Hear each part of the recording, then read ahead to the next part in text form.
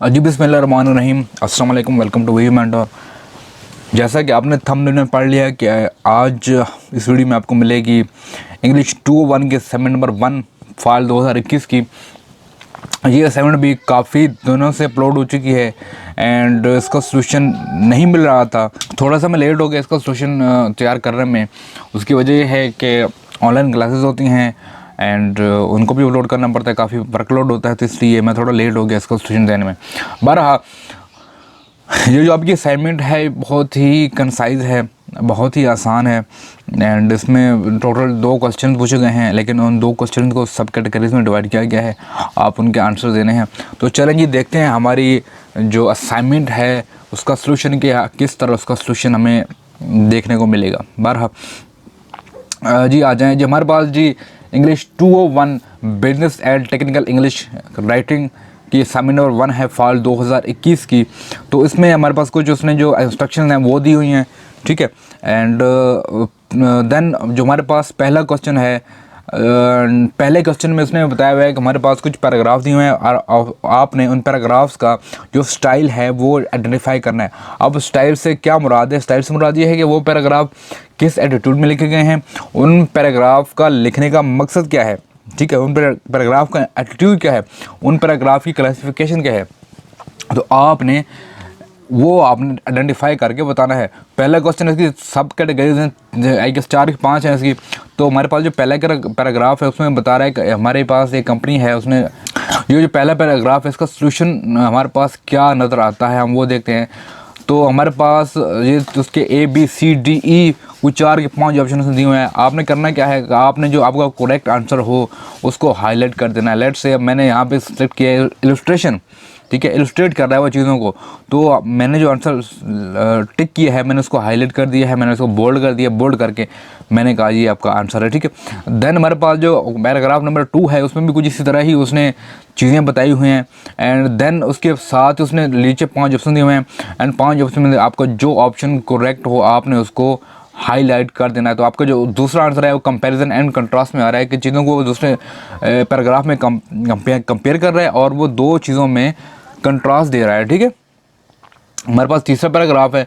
तीसरे पैराग्राफ में भी उसने कुछ कॉज एंड इफेक्ट, आपका जो करेक्ट आंसर है cause and effect. Cause and effect क्या होता है? कॉज कुछ हो रहा है एंड इफेक्ट उसको कुछ असर हो रहा है, ठीक है। तो ये जो चीज़ें हैं मतलब कोई चीज़ हैपन हो रही है और उसको कुछ इफेक्ट भी है।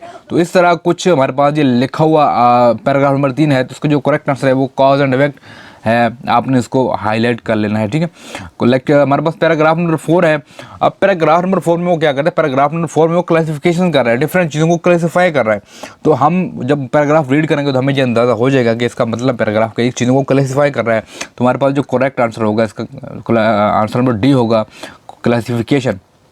देन हमारे पास लेक्चर नंबर 5 है। हम लेक्चर नंबर 5 को जब पढ़ेंगे रीड करेंगे तो इसका जो आंसर है वो भी हमसे फील होता है कि ये कॉज एंड इफेक्ट की बात कर रहा है, मीन्स कोई चीज़ हैपन हो रही है और कुछ इफेक्ट हो रहा है।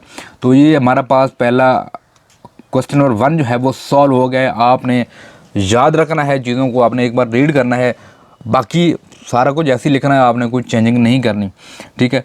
क्वेश्चन नंबर 2, लेकिन रुकें ज़रा, ये एक और ज़रूरी बात मैं आपको बताना भूल गया कि अगर आपने अभी तक मेरे यूट्यूब चैनल सब्सक्राइब नहीं किया तो चैनल सब्सक्राइब कर लें एंड पास है बेल के आइकन को लाजमी प्रेस करें, क्योंकि मैं डेली बेस पर आपकी helpful videos, assignment solution, quiz solutions और जो बाकी आपकी स्टडी रिलेटेड हेल्पफुल वीडियोज़ हैं, हेल्पफुल मटेरियल है वो मैं प्रोवाइड करता रहता हूँ। तो आपको मेरी वीडियो सबसे पहले मिलें।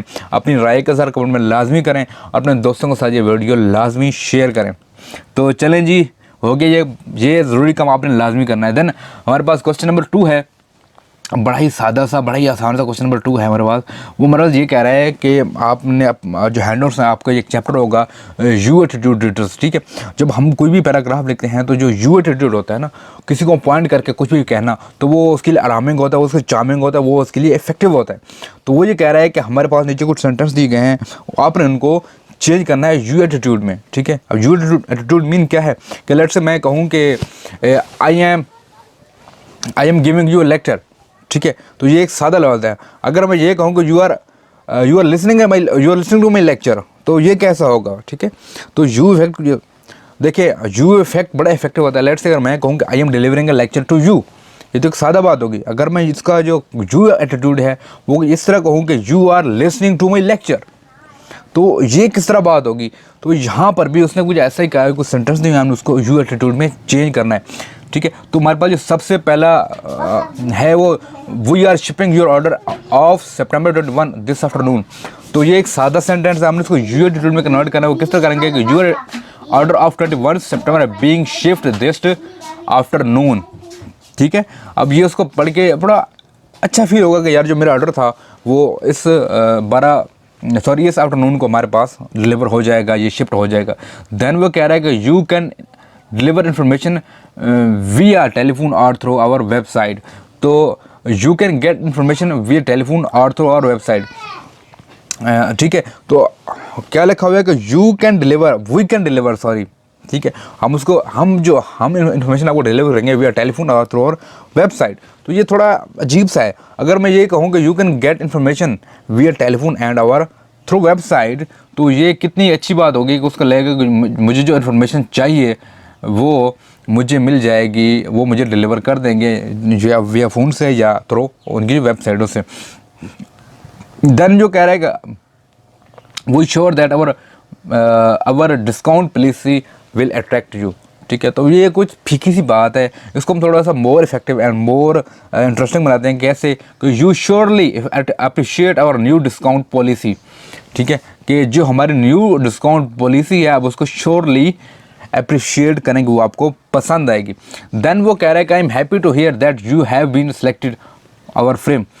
अब ये थोड़ा सा इतना मतलब फीका सा वर्ड है ना, फीके सी लाइन है, तो उसको हम थोड़ा इंटरेस्टिंग बनाएंगे। किस तरह कि थैंक यू, मैं यहाँ पे एक्सक्लेमेशन मार्क ढूंढ के ये थैंक यू, ठीक है, thank you for giving us opportunity to serve you. तो काफ़ी इंटरेस्टिंग बात होगी, जो रीडर है वो पढ़ के उस पर कोई ना कोई इफेक्ट होगा, अच्छा इफेक्ट उसको फील होगा ये पढ़कर। Our company will give you 10% discount. तो ये मतलब एक नॉर्मल सी बात है, पढ़ने में कोई लुत्फ नहीं आ रहा, कोई मज़ा नहीं आ रहा, कुछ अच्छा फील नहीं हो रहा, तो हम इसको लिखेंगे कि you will get 10% discount by our company, ठीक है।